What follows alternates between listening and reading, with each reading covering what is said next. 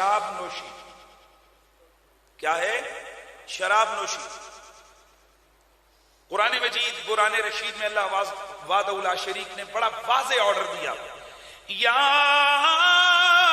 ایھا الذین آمنوا انما الخمر والمیسر والانصاب والازلام رجس من عمل الشیطان فاجتنبوه لعلكم تفلحون. انما يريد الشيطان ان يوقع بينكم العداوة والبغضاء في الخمر والميسر ويصدكم عن ذكر الله وعن الصلاة فهل انتم منتهون. اے ایمان والو، یہ شراب اور جوا اور بت اور یہ جو لاٹریاں ہیں، لاٹریاں جوئے والی لاٹریاں، یہ پلید چیزیں ہیں، شیطانی کام ہیں، ان سے بچو شاید کہ تم فلاح پا جاؤ. بے شک شیطان یہ چاہتا ہے کہ وہ تمہارے اندر جوئے اور شراب کے ساتھ تمہارے دلوں میں نفرتیں اور بغض اور دشمنیاں پیدا کرے اور تمہیں اللہ کے ذکر سے روک دے اور تمہیں نماز سے روک دے. فَهَلْ أَنْتُمْ مُنْتَهُونَ، اب بھی تم ان چیزوں سے نہیں بچو گے. نبی مکرم سید کونین نے فرمایا اجتنبوا الخمر فإنها ام الخبائث، شراب سے بچو کیونکہ یہ تمام گناہوں اور بیماریوں کی جڑ ہے. حضرت عبداللہ بن عمر بلکہ حضرت عبداللہ بن عباس رضی اللہ تعالیٰ عنہ آپ سے جب پوچھا گیا کہ سب سے بڑا گناہ آپ کس کو کہتے ہیں، تو آپ نے فرمایا سب سے بڑا گناہ شرک کے بعد شراب نوشی ہے. میرے نبی نے ارشاد فرمایا وَمَنْ شَرِبَ الْخَمْرَ فِي الدُّنْيَا وَمَاتَ وَلَمْ يَتُبْ مِنْهَا وَهُوَ مُدْمِنُهَا لَمْ يَشْرَبْ فِي الْآخِرَةِ. جو آدمی دنیا میں شراب پیتا رہا اور اس نے توبہ نہ کی، توبہ کے بغیر مر گیا، قیامت والے دن کا وہ جو شراب طہورہ کا پاک نوری نوری سلسبیل اور کوثر کے چشموں کا جام ہے وہ اس سے محروم رہے. اور ایک حدیث میں آتا ہے جس نے شراب پی اس کو قیامت والے دن طینۃ الخبال پلایا جائے گا. عرض کی آقا وہ کیا ہے؟ فرمایا جہنمیوں کا پسینہ. اور ایک روایت میں اسارہ کے لفظ ہیں، فرمایا کہ قیامت والے دن جہنمیوں کے جسم سے نکلنے والی پیپ اور خون اس شراب نوش کو پلایا جائے. اب اگلی بات سنیں اللہ کے نبی کی حدیث. آج ہم چھوٹی چھوٹی باتوں سے تو بچتے ہیں، بڑے بڑے گناہوں کو ہم تصور میں ہی نہیں رکھتے اور اس کو دھیان میں ہی نہیں رکھتے. امام احمد بن حنبل حضرت ابو ہریرہ سے روایت کرتے ہیں نبی پاک نے ارشاد فرمایا مدمن الخمر کعابد وثن، اوے ہمیشہ شراب پینے والا وہ اس طرح جیسے وہ بت کا پجاری اور بت کے آگے سجدہ کرنے والا. استغفر اللہ العظیم. ایک اور حدیث ہے میرے نبی نے فرمایا ثلاثۃ قد حرم اللہ علیہم الجنہ، تین لوگ وہ ہیں جن پر جنت حرام. مدمن الخمر، شراب نوش شرابیں پینے والا، والعاق لوالدیہ، ماں باپ کی نافرمانی کرنے والا، والدیوس، اور دیوس دلہ آدمی، وَهُوَ الَّذِي يُقِرُّ السُّوءَ فِي أَهْلِهِ. یہ دیوس کون ہے؟ جو اپنے گھر میں برائی دیکھے، گھر میں بے حیائی دیکھے اور صرف نظر کر جائے. بیٹی کو دیکھے بیٹی برائی میں مبتلا ہے، بے حیائی میں مبتلا ہے، بیوی بہن یا وہ خواتین جو اس کی سرپرستی میں ہیں انہیں دیکھے اور وہ ان کی برائیوں اور ان کی بے حیائیوں کو دیکھ کر آنکھیں موند لے، اسے دیوس کہا. فرمایا ہر شخص بڑے سے بڑا گناہگار جنت میں جا سکتا ہے، لیکن یہ دلہ اور دیوس اور ہمیشہ کا شرابی اور ماں باپ کا حق، ماں باپ کا نافرمان، یہ لوگ جنت میں نہیں جا سکتے. غور کیجئے، آج خواتین کو یہ ورغلایا جا رہا ہے کہ میرا جسم میری مرضی. حالانکہ آپ کے علم میں ہونا چاہیے ایک عورت کی وجہ سے قیامت والے دن 5 مرد دوزخ میں جائیں گے. اس کا باپ، اس کا بھائی، اس کا بیٹا، اس کا شوہر، 4 آدمی جہنم میں جائیں گے. باپ، بیٹا، بھائی، شوہر. کون سا بیٹا، کون سا بھائی، کون سا شوہر اور کون سا باپ جس نے اس عورت کی بے حیائی کو دیکھ کر آنکھیں بند کر لی، نوٹس نہ لیا؟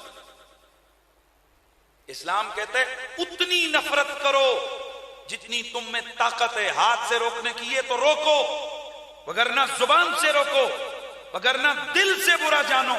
اس کے علاوہ کوئی راستہ نہیں ہے تمہارے پاس. لیکن آپ کو پتا ہے کہ بیٹا بڑے بڑے کام ماں سے منوا لیتا ہے، بھائی بہنوں سے بڑے بڑے کام منوا لیتے ہیں. تو بے حیائی کے ارتکاب کے حوالے سے یاد رکھیے، یہ صرف ایک عورت ہی جہنم میں نہیں جائے گی. میرے دوستوں، بڑا نازک وقت آ چکا ہے.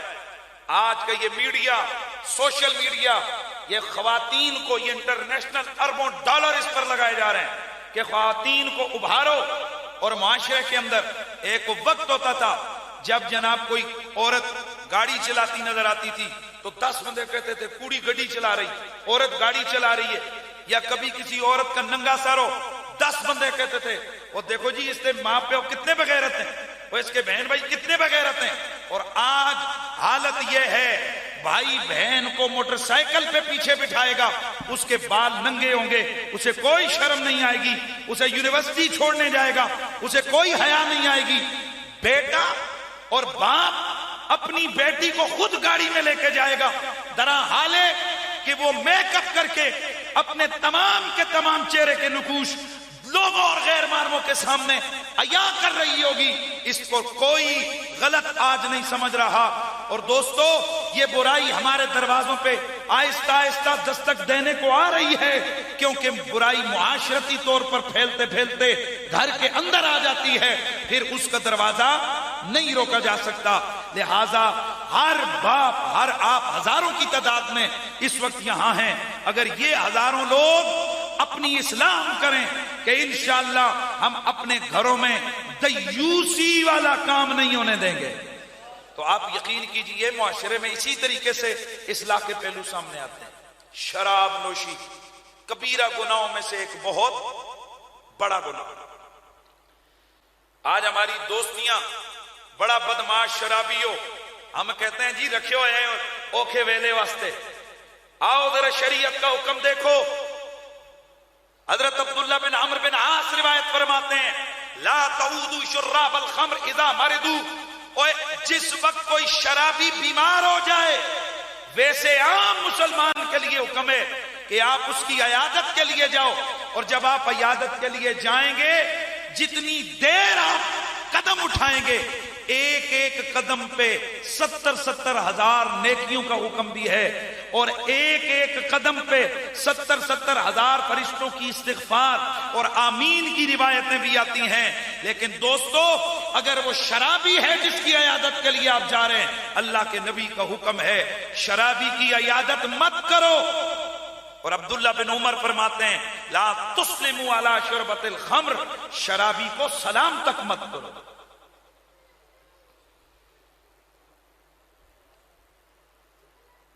شراب اتنا بڑا گناہ ہے.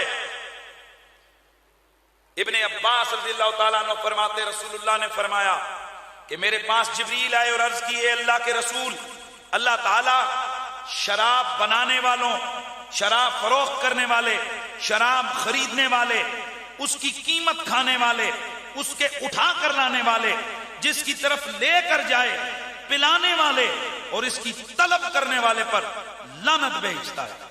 اور آپ بتا دیں کہ جو شراب اٹھائے، شراب بیچے، شراب خرید کر دے، شراب بنائے، شراب پیے، شراب کو شرابی تک پہنچا کر یا اس کو گلاس میں ڈال کر پیش کرے، وہ خود نہ بھی پیے لے کر جائے، خرید کر دے، بیچے، اس کا پیسہ کھائے، سب لعنتی ہیں۔ اور آپ کے علم میں ہونا چاہیے یہ لفظ لعنت ہمارے معاشرے میں اتنی عام کر دی گئی ہے کہ ہمیں کوئی لگتا ہی نہیں ہے۔ لعنت کا مطلب وہ شخص جو خدا کی رحمت کا حقدار نہیں رہتا۔ اس کام میں آج جو ہمارا نظر مجھے جو آ رہا ہے، علی علی کرنے والے لوگ، اور ایسے بدبختوں کو اللہ علی علی کی توفیق نہیں دیتا، ان کی زبان پر ڈیوڈی ہے در کے نعرے لگتے ہیں، علی علی نہیں کہہ سکتے، وہ ڈی ڈی۔ بازو میں کڑا پہن لیا لوہا، اور حالانکہ یہ بازو میں لوہا پہننا یہ بھی حرام ہے۔ مرد کے لیے سونا پہننا، مرد کے لیے بازو میں کڑا پہننا، لوہا پہننا، سوائے انگوٹھی کی چاندی کے مرد کوئی زیور نہیں پہن سکتا، کوئی بالی نہیں لگ سکتا، کوئی لاکٹ نہیں پہن سکتا، کوئی دھات نہیں پہن سکتا، اور کوئی کسی قسم کا دھاگا نہیں پہن سکتا۔ یہ سب ہندوؤں، مجوسیوں اور سکھوں کا طریقہ۔ بازو میں کڑا پہننا یہ سکھوں کی علامت، کیونکہ وہ 5 ککے اور 5 کاف یہ سکھوں کے مذہبی چیزیں ہیں، یعنی ان میں ایک کنگا، کچھا، کڑا، یعنی وہ کڑا پہنتے ہیں، ان میں سے ہر سکھ جو مذہبی ہوگا وہ کڑا پہنے گا۔ یہ سکھوں سے آئی ہوئی چیز ہے ہمارے معاشرے میں۔ اس لیے میرے دوستو بڑے غور سے اور توجہ سے آپ نے یہ بات کو سننا ہے۔ تو میں نے کیا کہا، یہ بازو میں کڑا پہن لیا، ڈی ڈی حیدر کا نعرہ لگا دیا، شراب کی کپیاں 2 قطرے گرے، بارش شروع ہوئی، وہ چلو جی موسم بڑا پیارا ہے، شراب نوشی شروع ہو گئی۔ آؤ میری بات کو توجہ سے سنو، نبی کی امت میں سب سے زیادہ اگر کسی نے شراب سے نفرت کی ہے تو اس کا نام مولا علی ہے۔ مولا علی جاہلیت کے زمانے میں میرے نبی کا نسب اللہ نے شراب نوشی سے بچا کے رکھا۔ میرے نبی کے دادے پر دادوں کی سیرت پڑھیے، حضرت ابوبکر صدیق جاہلیت کے دور میں بھی کبھی شراب کو منہ نہیں لگایا، اور مولا علی آپ اور آپ کے والد جناب ابو طالب پوری زندگی کبھی شراب کو ہاتھ نہیں لگایا۔ جناب حضرت عبد المطلب آپ نے شراب سے نفرت اس زمانے میں کی جب شراب پانی کی طرح پی جاتی تھی، اور سنیے مولا علی نے کتنی نفرت فرمائی۔ میرے مولا علی نے فرمایا کہ اگر ایک شراب کا قطرہ دریا میں گرے، دریا کا پانی خشک ہو جائے، اس خشک دریا میں پھر گھاس اگے، اس گھاس کو ایک بکری کھائے، اللہ کی قسم علی اس بکری کا دودھ بھی نہیں پیے گا۔ اے مسلمانوں، یہ مولا علی سے غداری ہے، یہ مولا علی سے دشمنی ہے، یہ بے وقوفی ہے کہ بندہ کہے کہ میں علی دا ملانگا پیندا چرساں پانگا، شراب بھی پینا تے نماز تو تنگا۔ خدا کی عزت کی قسم، مولا علی کا غلام پکا نمازی ہوتا ہے، مولا علی کا غلام سیرت و صورت کا طاہر ہوتا ہے۔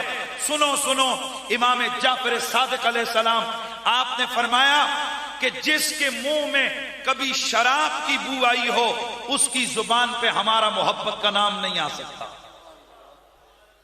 اس کا مطلب یہ کہ شرابی بدماش وہ اگر زبان سے آل بیت کی محبت کا دعویٰ کر رہا ہے تو جھوٹا دعویٰ ہے۔ کئی یہ کہہ رہے ہوں گے کہ پھر اگر ہم نے ایسا کر دیا تو اب حل کیا ہے؟ حل یہ ہے، جس وقت پہلے اسلام میں شراب